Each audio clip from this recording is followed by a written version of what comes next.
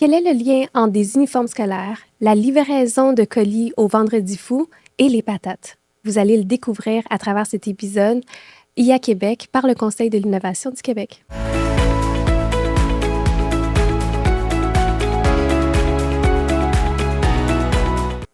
Bonjour à tous, bienvenue dans ce nouvel épisode du balado IA Québec par le Conseil de l'innovation du Québec. Aujourd'hui, on va vous présenter comment les industries traditionnels font pour faire un passage vers l'adoption de l'intelligence artificielle. On est avec Alexandre Gervais, directeur des ventes chez Wooban. Bienvenue, Alexandre. Merci Anne, merci de me recevoir. On est avec Luc Sirois aussi, innovateur en chef du Québec et PDG du Conseil de l'innovation du Bonjour Québec. Anne, ça fait longtemps? Oui, ça fait longtemps, Luc. On est vraiment content d'être ici ensemble. Pareillement. La promesse que Luc et moi, on a fait à travers ce balado, c'est de mettre les entrepreneurs, les dirigeants, même les têtes dirigeantes en action pour adopter l'intelligence artificielle. Donc, parle-nous d'abord de Wooban. Quelle est votre mission? Puis c'est quoi vos adages pour dire « Hey, moi, je suis capable de mettre les gens en action ». Bien, avec plaisir. On partage une mission assez similaire d'amener les entreprises à innover, à adopter le numérique, le digital, à utiliser leurs données pour être plus compétitives, pour être plus productives. Donc, chez Wooban, en fait, on accompagne les entreprises à développer des projets d'intelligence artificielle concrets, appliqués, puis de le déployer dans l'organisation pour les rendre, encore une fois, meilleurs et plus compétitifs sur le marché. Ça nous prend des conseillers comme vous là, pour mettre les dirigeants, les dirigeantes en action. Puis on a bien hâte d'entendre les histoires, les exemples que vous allez nous amener aujourd'hui, Alex. Bien, tout à fait. On a la chance de travailler dans des industries, tu disais, traditionnelles. Là. On a souvent le réflexe de penser que l'intelligence artificielle, ça se fait dans le domaine bancaire, ça se fait dans les Google de ce monde, les hautes technologies. Les domaines techno. Exact. Hey, mais déjà, là, juste quand on... Puis c'est un cas d'usage que vous portez chez Wooban. Là. On rentre chez nous, on a des enfants, on a 2, 3 enfants. On a déjà plein d'uniformes à gérer, des tailles d'uniformes différentes. Puis là, on dit, mais Anne, pourquoi tu parles d'uniformes? Mais il y a un lien avec l'intelligence artificielle. Puis j'aimerais vraiment ça que tu nous racontes ce cas d'usage-là avec Flip Design. Tout à fait. En fait, Flip Design, on a eu la chance de les rencontrer il y a à peu près 2 ans. Fait que si vous avez des enfants, vous savez que la période des uniformes scolaires, c'est critique et c'est surtout extrêmement saisonnier. Flip Design, c'est des manufacturiers fournisseurs d'uniformes scolaires? Exactement. Ah, et c'était vos clients? Tout à fait. Donc, Flip, dans le fond, c'est une entreprise manufacturière de la région de Drummondville. Ça fait maintenant 30 ans qu'ils sont en affaires. Ils manufacturent et ils distribuent, ils vendent des uniformes scolaires pour les écoles. Et un des plus grands défis dans le milieu des uniformes scolaires, en comparaison peut-être avec d'autres commerces de détail, c'est la grande saisonnalité du modèle d'affaires. Donc, on n'achète pas des uniformes scolaires à toutes les semaines en général, à peu près 2 fois par année en moyenne chez Flip Design. Ils ont des très, très grandes périodes de vente. Le deuxième défi pour Flip Design, et ça, c'est encore une fois très, très propre à leur milieu, c'est que la mode va changer rapidement et il faut un très grand éventail de tailles de vêtements. Donc, Flip Design vont fabriquer des uniformes qui vont de 4X small à 4X large. OK? En tout et partout, ça représente près de 700 produits qu'ils doivent fabriquer pour 2 moments dans l'année. Et donc, il ne faut pas se tromper. Il ne faut pas se tromper, exact. Et leur plus grand défi, en fait, c'était de prédire leur vente. Donc, le lien avec l'intelligence artificielle, c'est vraiment d'être en mesure, jusqu'à 12 mois d'avance, donc pour la prochaine saison scolaire, d'être capable de se demander combien de chemises blanches avec tel logo d'école je devrais avoir dans le format médium. Il ne faut pas faire de gaspillage non plus. Bien, exact. Parce que si Ultimate en produit 2 fois trop, bien, ces uniformes-là vont rester sur les tablettes jusqu'à l'an prochain. Et là, il faut se croiser les doigts que c'est encore à la mode. Exactement. La chemise blanche avec le logo côté gauche. Mais dis-moi, là, parce qu'on parlait des entreprises plus traditionnelles, c'est quand même, ça fait 30 ans que ça existe. Tout à fait. L'intelligence artificielle, oui, ça existe longtemps, mais ça n'a pas été intégré dans les processus. Avant, il y avait d'autres solutions que l'intelligence artificielle. Puis pourquoi tout d'un coup, l'intelligence artificielle est devenue une solution incontournable pour ce type d'industrie? Tout à fait. Flip Design, il y a plus de 10 ans maintenant, ont eu la vision de commencer à collecter des données. On ne savait pas à l'époque qu'on allait l'utiliser pour faire de l'intelligence artificielle, mais ils avaient compris qu'à travers l'utilisation de leurs données, ils allaient trouver des tendances dans certains produits, auprès de certaines écoles, dans certaines tailles de vêtements, qui leur permettraient de mieux produire puis de mieux stocker. Donc ça, ils ont compris ça il y a plus de 10 ans maintenant. Et au fil des années, ils se sont mis en place des centres de données et des outils pour faire de la statistique très traditionnelle. Mhm. Donc, à ton point, Anne, avant l'IA, tout à fait, ils utilisaient Excel pour le nommer, puis ils traçaient des droites, ils traçaient des corrélations entre des modèles, des saisonnalités, puis certaines tendances qui vont y émerger, on va le dire comme ça. Est venu le point où la COVID est entrée dans le portrait. Beaucoup des tendances qu'ils avaient commencé à comprendre au fil des années ont été complètement chamboulées, puis tout ça tenait plus la route. Ah ben oui, là, à l'ère du pyjama à la maison, les uniformes Exact. scolaires, ça a changé. Oui, tout à fait. Puis ce que raconte Alexandre, justement, Luc, toi, tu en vois beaucoup d'industries traditionnelles, tu vois beaucoup de dirigeants aussi qui ont ces mêmes problématiques, là. Comment tu vois ces industries-là faire leur virage en intelligence artificielle? Est-ce que ça commence par l'étincelle d'innovation? Ben, moi, je vois, Anne, chez les dirigeants, dirigeantes, puis on en a beaucoup qui nous écoutent aujourd'hui, là, beaucoup de timidité. C'est comme si on ne sait pas trop, on le voit partout, on entend que ça va tout changer, mais on ne sait pas trop concrètement comment l'intégrer. Les données, ça va, mais là, l'IA, au-delà d'utiliser ChatGPT, je vois beaucoup d'hésitation. Toi, comment tu vois ça, Alex? Bien, ultimement, j'abonde dans ton sens. Je pense qu'il y a un intérêt grandissant envers l'IA. Les gens savent que ça peut les aider dans leurs entreprises, mais ils ne savent pas par où partir. Quelle devrait être la première étape? Quel est le bon premier projet? Et une chose que je dis souvent, c'est qu'il ne faut pas partir de l'intelligence artificielle, il ne faut pas partir de la solution. C'est le plus grand risque d'aller dans ce qu'on aime appeler un trip technologique, mais d'avoir tombé sur un article LinkedIn qui te parle d'un projet, puis de dire « Hey, il me faut exactement ça dans mon entreprise ». C'est la mauvaise façon de l'approcher. Tellement. En innovation en général, c'est le grand principe. Une bonne innovation, c'est d'abord un bon problème à régler. Exactement. Exact. Puis comment vos chemins se sont croisés, là? Par exemple, Flip Design, Vauban, il y a eu un mariage, là. Mais à quel moment ça s'est passé? Ben, ça fait un petit peu plus de 2 ans maintenant. Flip Design nous a rencontrés dans un événement où on avait la chance d'exposer des projets en Donc, intelligence ils avaient déjà un artificielle. petit intérêt. Ah, tout à fait. OK. Tout à fait. Bien, ils avaient un besoin d'affaires. Je veux vraiment le ramener là-dessus. Ils ne savaient pas que l'IA, c'est nécessairement la solution et ils ne savaient pas comment ça allait pouvoir être déployé dans leur entreprise, comme beaucoup d'entrepreneurs. Mais il y avait des données d'un côté et un besoin d'être plus précis sur leur prédiction des ventes. Ouais, Ben ouais. oui, on revient à nos moutons. Là, il y a eu des changements, puis ils étaient bons avant quand même avec leur modèle Excel. En quoi ça a fait une différence, là, l'intelligence artificielle pour prédire concrètement? 2 grandes réponses à ça. Puis c'est probablement ce qui est le moins compris, je crois, au niveau de l'IA. Ah, C'est la quantité de données que ça peut traiter et la complexité que ça peut traiter par rapport à un chiffrier Excel. Puis pour être vraiment spécifique, dans le cas de Flip Design, on a beaucoup d'indicateurs de marché externes qu'on peut utiliser pour mieux prédire les ventes. Par exemple, toutes les données démographiques au Québec. Combien d'étudiants vont rentrer au secondaire l'an prochain par région du Québec? Puis selon les régions, on sait ils vont aller vers quelle école. On est capable de mieux prédire quel logo on va mettre sur quelle chemise blanche taille médium. Tout ça, c'est des données qui sont disponibles sur le mais marché, qui sont externes. qui sont externes et qui, pour un humain, sur un chiffrier Excel, est inimaginable à essayer d'intégrer, tracer des tendances. Ah, Donc, la beauté, ce que ça a changé pour Flip Design, c'est d'être capable de prendre leurs 10 années de données qu'ils ont collectées, de prendre toute cette montagne d'informations-là, avant, après COVID et pendant, mais de corréler ça avec des indicateurs comme la démographie, les taux d'intérêt, la croissance économique, plus de 10 indicateurs externes, et de tout mettre ça dans un beau pot wow.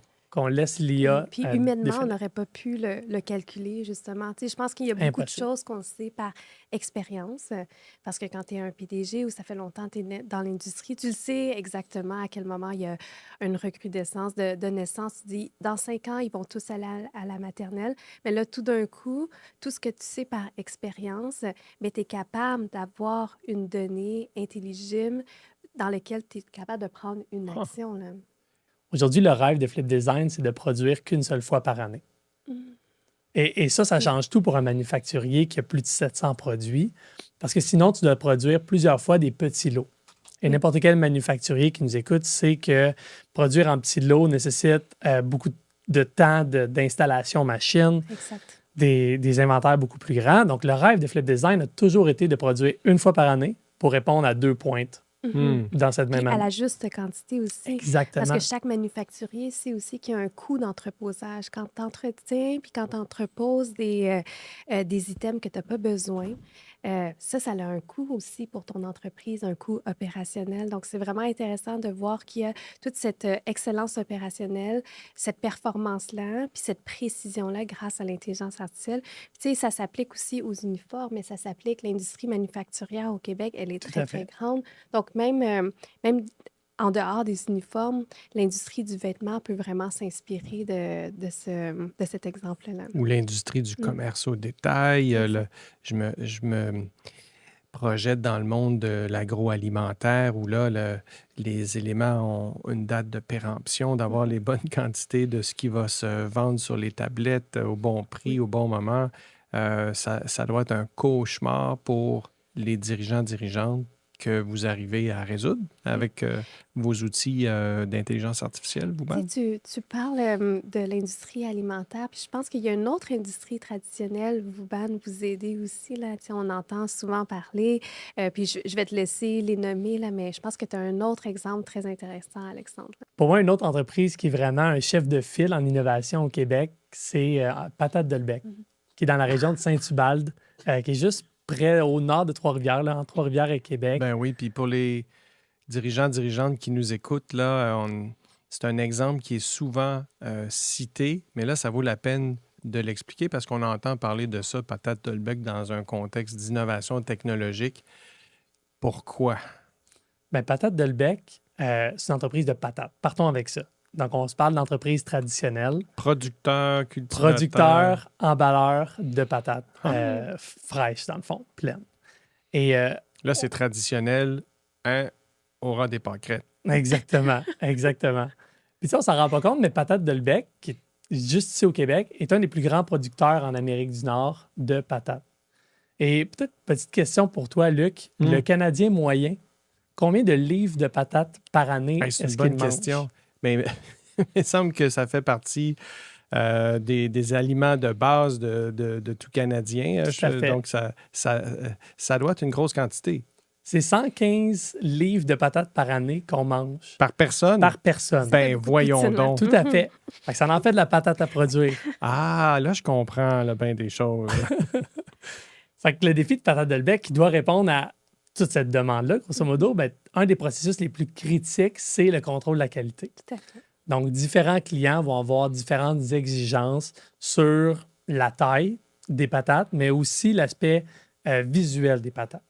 Donc, il y a des patates qui vont parfois juste avoir des blessures physiques, donc en passant à un égratignure sur la patate, par exemple, ou d'autres qui vont littéralement avoir des maladies. Et pendant plusieurs années, voire depuis le début de l'histoire de Patate Delbecq, Patate Delbecq devait embaucher des gens que leur travail, c'était de faire du tri manuel des patates à côté des convoyeurs. Donc là, je vous mets dans une usine de Patate Delbecq. Vous êtes debout à côté d'un convoyeur toute la journée. Du matin au soir. Du matin au trier soir. des patates.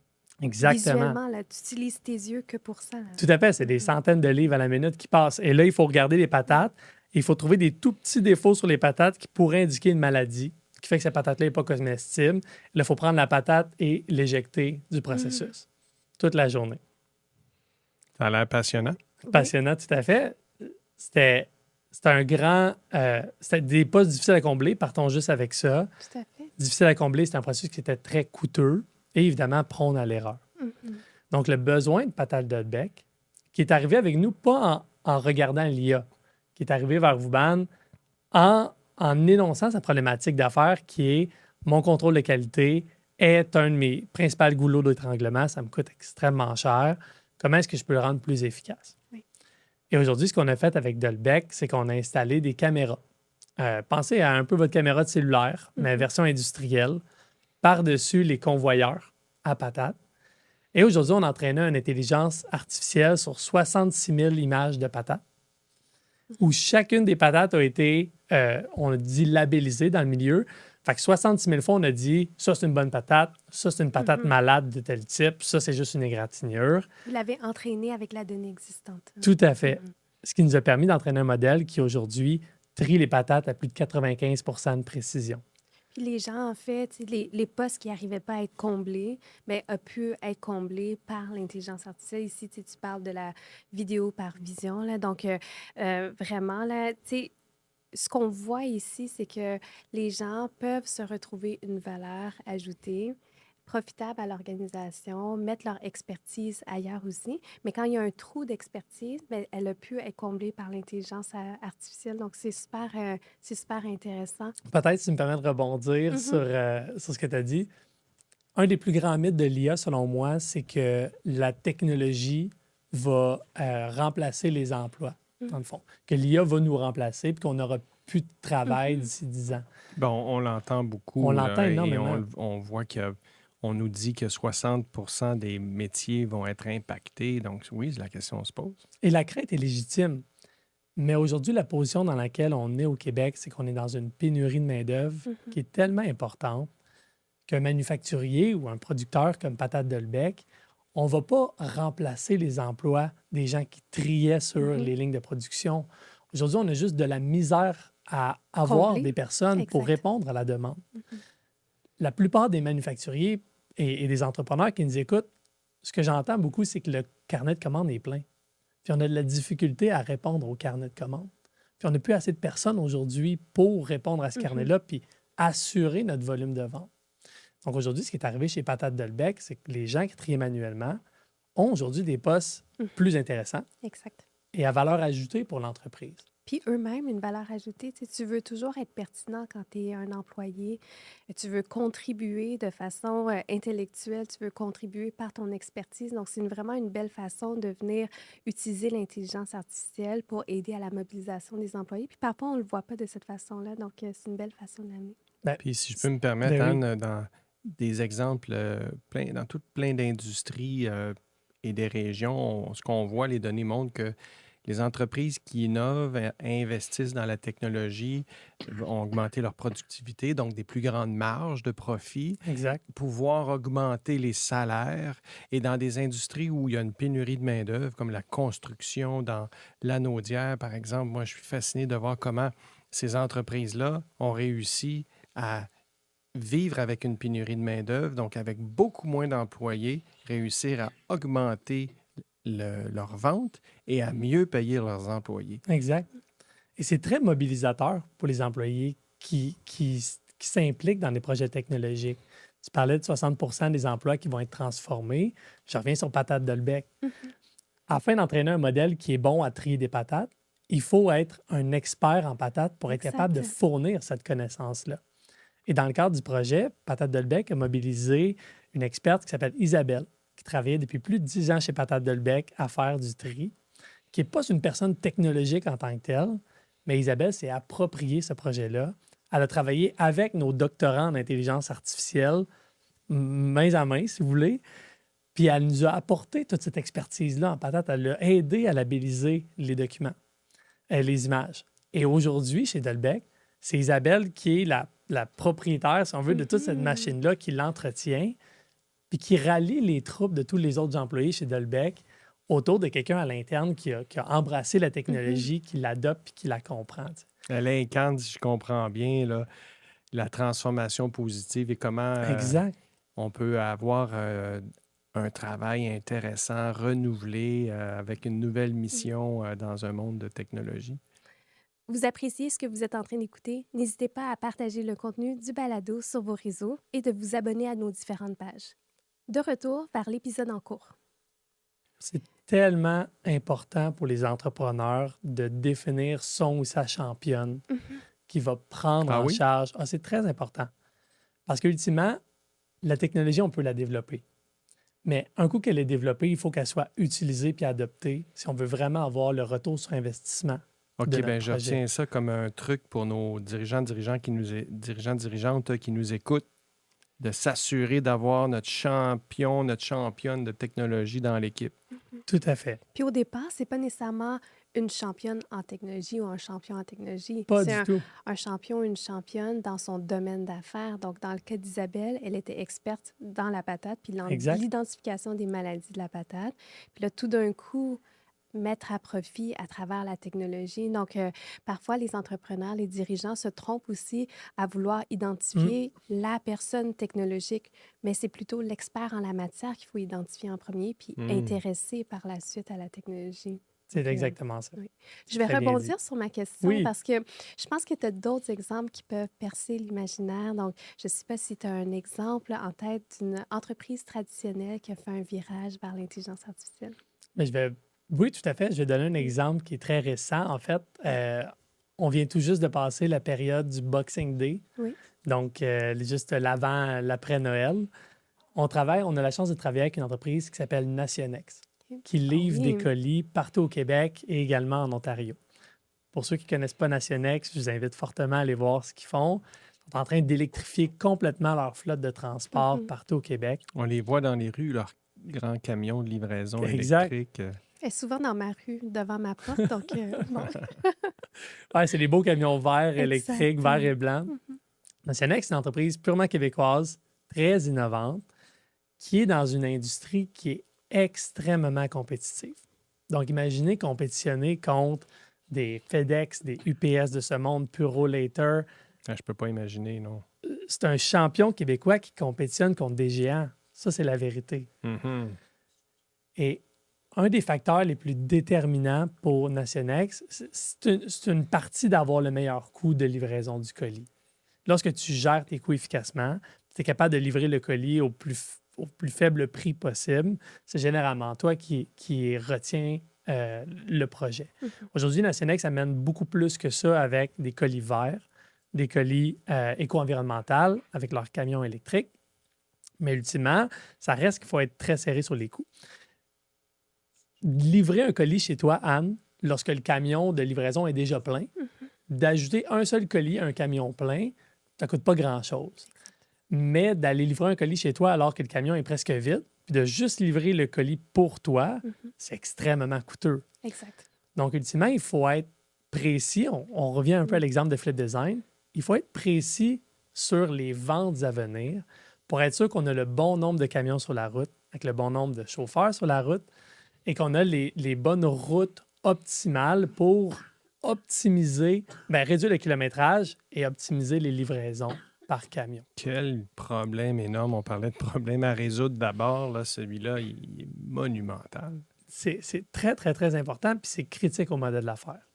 Aujourd'hui, des géants américains comme Amazon et compagnie ont développé ces technologies-là.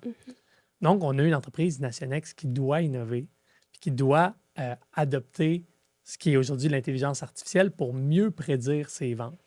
Et demeurer dans la compétition. Exact. C'est ça qui est bien, parce qu'on dit souvent, il faut demeurer compétitif, peu importe la taille de ton entreprise, même si tu compétitionnes contre des géants, tu as un service local. Tu as des clients locaux aussi à répondre, puis Nationex a réussi à le faire. Donc, super intéressant. Est-ce qu'on peut aller jusqu'à dire que Nationex a réussi à percer à cause de ces outils d'intelligence artificielle? Je suis pas prêt à aller jusque-là, parce que Nationex est établi depuis plusieurs années, puis ils ont une très belle offre et un service à la clientèle qui est impeccable. Mais je vais dire qu'une grosse partie du pilier de croissance de Nationex pour l'avenir va être d'utiliser les données et d'utiliser ce qu'on a fait en IA pour être précis sur leur vente. Puis pour mettre ça en chiffres, aujourd'hui, Nationex, on a la chance de prédire les prochaines 7 journées des colis à aller récupérer et livrer, mais aussi jusqu'à 12 mois d'avance. Puis 3 ou 4 jours avant le fameux Black Friday, le vendredi fou, je crois, 3 ou 4 jours avant le vendredi fou, sur 55 000 colis à livrer, l'intelligence artificielle a été précise à plus ou moins 300 colis. Donc, au final, sur 55 000 colis qui ont dû livrer cette journée-là, qu'ils ont livrés, l'intelligence artificielle avait prédit à plus ou moins 300 le montant le nombre de colis qui devaient aller livrer. C'est extraordinaire. Wow. C'est transformateur pour les vraiment. entreprises. Puis là, je vous laisserai encore une dernière minute, Alexandre, une dernière minute à toi, Luc. Je sais, ce balado-là, je pense qu'on aurait pu le continuer encore pendant 2 heures. Puis je pense qu'on a réussi à atteindre une promesse et mettre les gens en action. Je pense que tu as réussi à démontrer qu'une industrie traditionnelle peut faire un virage à l'intelligence artificielle. Donc, je te laisserai une minute, Alexandre, si tu veux partager soit un autre cas d'usage, soit des messages clés, peut-être un truc astuce que toi, tu as eu pour toi-même adopter l'intelligence artificielle dans ta pratique de vente ou ta pratique personnelle. Moi, je pense que j'ai entendu entre les murs que tu parlais beaucoup avec ChatGPT. Donc, inspire-nous là, dans cette minute. Ben, tout à fait. En fait, je terminerai peut-être avec des conseils pour les entrepreneurs qui veulent se lancer en intelligence artificielle, par où démarrer. Pour moi, il y a deux grands volets, je crois, à regarder puis à se mettre en action. Le premier, c'est de l'utiliser pour soi-même. Je parle encore à des gens qui n'ont pas utilisé ChatGPT, qui n'ont pas encore découvert ce que l'IA générative pouvait faire pour eux. Puis mon meilleur conseil, c'est téléchargez-le, installez-le sur votre application mobile, sur votre cellulaire. Puis aujourd'hui, il y a une fonction vocale. Fait que lorsque vous allez au travail demain, après-demain, essayez de parler à ChatGPT. Voyez la puissance de ce qu'aujourd'hui l'IA générative peut faire pour vous, personnellement.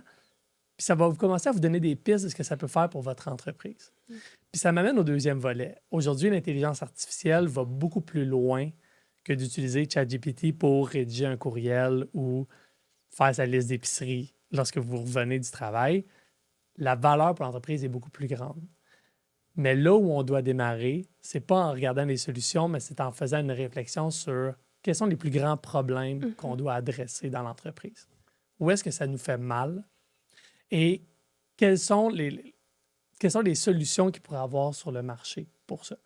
Et lorsqu'on commence à penser en termes de problèmes, on est capable d'ensuite trouver comment est-ce que les données qui existent probablement déjà dans l'entreprise ou l'IA peuvent venir transformer le modèle d'affaires.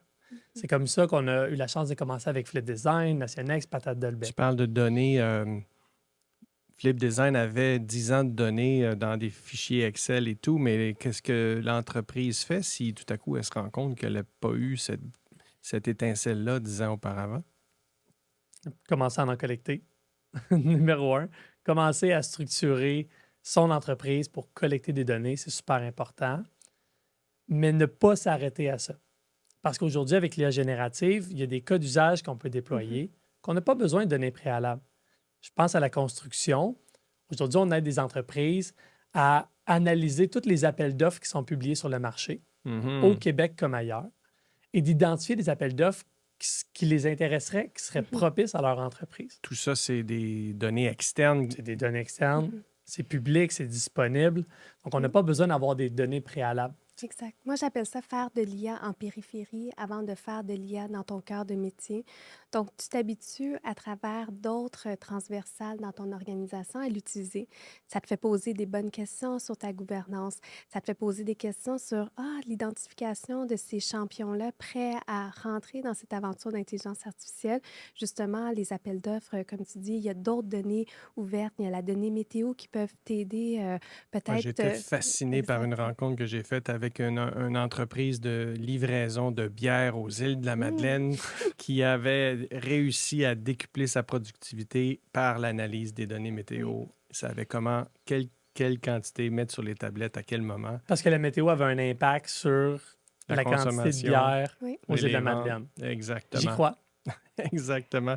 Mais c'est un bon truc, ça, hein, de se dire,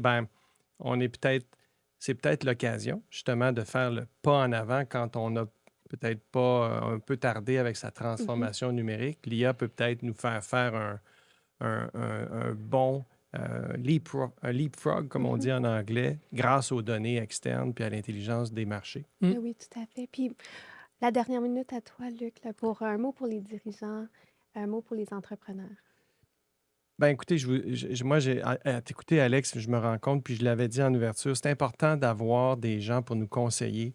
Ça nous aide à faire des pas en avant. J'espère que ces exemples-là qu'on a entendus aujourd'hui de ta part, puis aussi ta façon allumée, sympathique de Vraiment. les expliquer puis de raconter leurs histoires, va donner l'exemple et va inspirer vous qui nous écoutez, les dirigeants, dirigeantes d'entreprises, d'organisations, à vous poser la question, ben, hey, chez nous, qu'est-ce que je pourrais bien faire pour me réinventer ou pour mieux faire le travail qu'on fait déjà depuis longtemps? Merci beaucoup, Alex. Merci, Luc. Merci à tous d'avoir écouté cet épisode du balado IA Québec par le Conseil de l'innovation du Québec. Encore une fois, on était avec Alexandre Gervais, directeur des ventes au niveau de l'entreprise Vouban. Merci, Alexandre. Merci, Anne.